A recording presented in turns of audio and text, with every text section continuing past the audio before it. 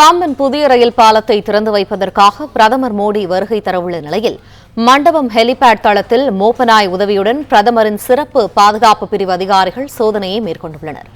கூடுதல் தகவல்களை எமது செய்தியாளர் பிரபுராவ் வழங்க கேட்போம். பிரபுராவ், வணக்கம். என்னென்ன மாதிரியான சோதனைகள் மேற்கொள்ளப்பட்டு வருது, விவரங்கள் என்ன? நிச்சயமாக பாம்பன் புதிய ரயில் பாலத்தை திறந்து வைப்பதற்காக இன்னும் சரியாக 11:45 மணிக்கு பிரதமர் நரேந்திர மோடி இலங்கையில் இருந்து ராணுவ ஹெலிகாப்டர் மூலமாக மண்டபம் ஹெலிபேட் தளத்திற்கு வந்து இறங்க உள்ளார். இங்கு அவருக்கான ஒரு விரிவான பாதுகாப்பு ஏற்பாடு செய்யப்பட்டுள்ளது.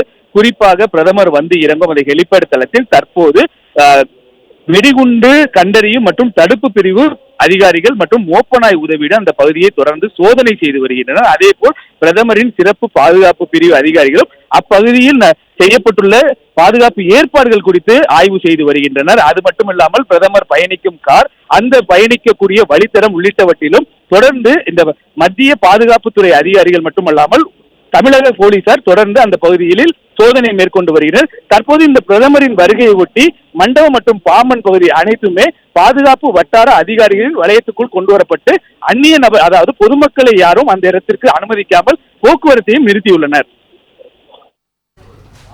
நன்றி பிரபுராவ், விரிவான தகவல்களுக்கு. பிளே ஸ்டோர் மற்றும் ஆப் ஸ்டோரில் இருந்து பாலிமர் செயலியை QR கோடு மூலம் பதிவிறக்கம் செய்யுங்கள்.